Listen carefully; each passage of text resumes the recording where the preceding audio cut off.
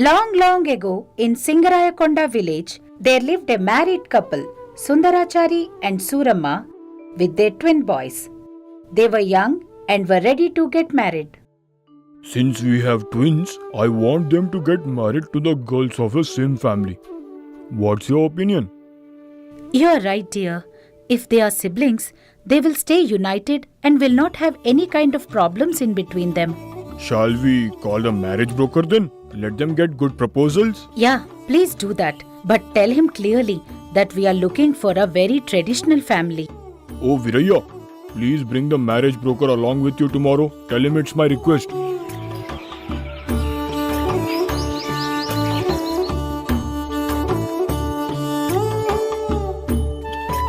Hello, Mr. Ramachari. Are you at home?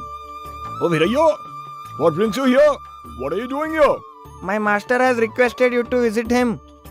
Why does he need me? Is he seeking marriage proposals for his sons? You may be right. What else would it be?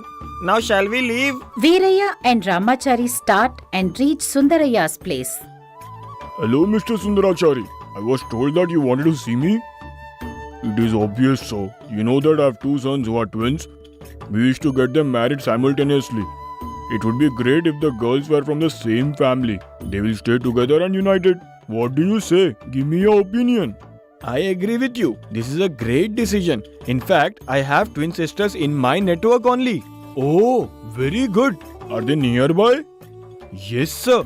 In Dharmavaram only. Srinivasulu and Mangama are their parents. A traditional family. I'm sure they are a perfect match to our boys. The family is looking to get them married off. If you agree, I shall talk to Srinivasulu. So tell me, do you want to talk? Since you endorse, I am ready to go ahead. We have no objection. What do you say, Suramma? Shall we proceed?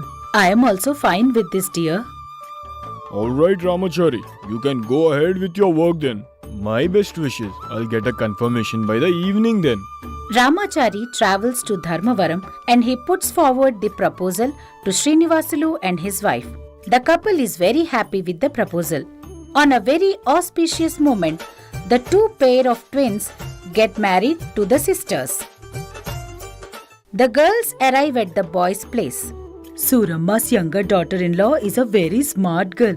She is great at conversations but doesn't work at all. Look like an escapist to me. Yes, auntie. I too have observed this. She has taken her mother-in-law into confidence, faking politeness. Her elder sister is forced to handle all household chores. The eldest girl is undoubtedly a very better person. She speaks very less. She is very polite and is sincere at her work. Things go by. One day, Sundaraya summons his daughter-in-laws. My family guru is visiting us after a long time. I am happy to meet the venerated Swami after a long gap. He'll stay with us for a while. Please extend the best possible hospitality to him.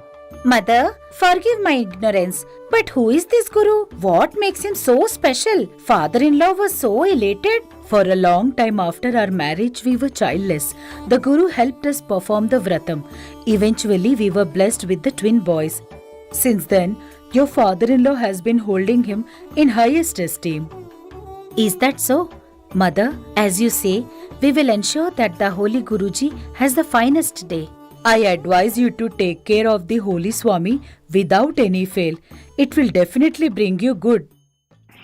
The next day morning, Swamiji arrives at Sundarachari's place. The elder daughter-in-law was cooking in the kitchen, while the younger comes and says, Sister, what are you preparing? I am cooking 3 different types of snacks for Swamiji Manga. Please hurry up, sister. In the meantime, I will arrange for drinking water. Swamiji, she is my younger daughter-in-law. Namaste, Swamiji. How long does it take to prepare the lunch? It is a meal time for Swamiji. It is almost done, father.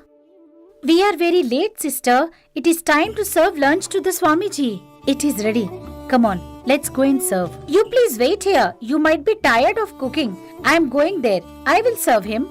Manga leaves an impression with the Swamiji as if the food was prepared by her instead of her sister. Swamiji, how is the food? It is delicious, my child. I am not authorized to discuss the taste, but it is truly amazing. Shall I serve you a little more, Swamiji? No, this is enough. The next day, Ganga was plucking flowers in the garden for Swamiji's puja. Manga meets her. Sister, Our mother-in-law is actually looking for you. Give me those flowers. I'll give them to Swamiji. Okay, Manga. Please take these flowers and give them to Swamiji. In the meantime, I will go and meet mother-in-law right away. Mother, have you been looking for me? No, dear. I was not looking for you. I wonder who said so. My sister told me that you were looking for me. It's okay. Okay, don't worry. Okay, give these fruits to Swamiji. I will be following you. As an unassuming, Ganga is about to deliver the fruits to Swamiji. Hand them over to me, sister. I wonder how much more trouble you wish to take. In this way, Manga continues to take credit that is lawfully due to Ganga. She tries hard to impress Swamiji. Her ploy is getting paid now. You are an intelligent girl. Your deeds shall fetch you perfect returns. During the week-long stay of Swamiji, Manga relentlessly pursues the plot of pleasing him. As he is getting ready to depart, on the day he calls for both the sisters. Please come forward. I'm immensely delighted with your hospitality. Your services were of the highest order.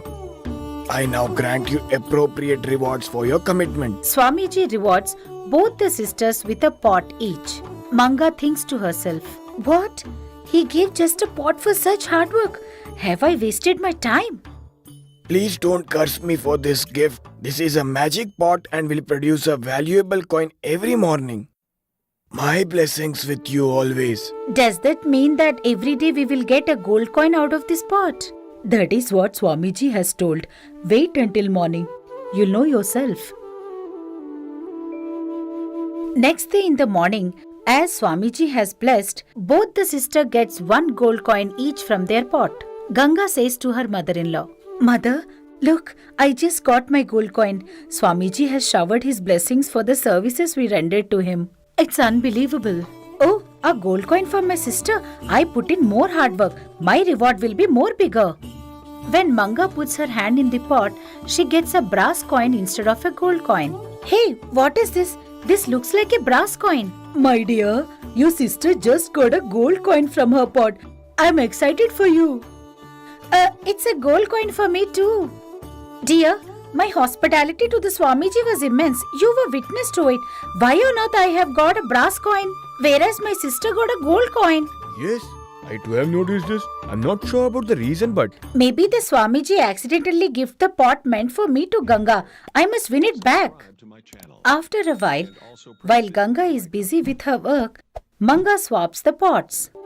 The next day morning, Manga puts her hand in the pot. Let me check if I am lucky to get a gold coin today. She fetches for the gold coin with her hand browsing through the stolen pot. She spots the coin. Ah, it is a brass coin again. Why did I waste my time for this silly stuff? The Swami cannot be trusted. My sister is getting a gold coin every day, but I am getting a brass coin. It's so insulting. Huh? And she throws away the pot. Time moves on. One day, the Swami visits Sundaraya's house once again. How are you, everyone? I hope you are fine. We are all fine with your grace. The magic pot that you gifted to me fetches a gold coin every morning. I can't thank you more, Swamiji. Why did you break the pot, child? Come on, Swamiji. I have served you better than my sister, but you gifted her a pot that produces gold coins. I got the one that gives brass coins. I was afraid this would land me in embarrassment. I had no choice but to break it. I lied to them that it broke in an accident. Was it fair on your part? I am aware of everything. You tried to fool me, taking undue credit from the hard work that your sister put in. You got your reward. Remember, the divine powers around us evaluate our deeds. We all are paid back appropriately. I hope you have realized this. You now know why I gave you that pot. Please forgive me, Swamiji. Since that day, Manga is a transformed woman, well behaved and always staying honest and sincere.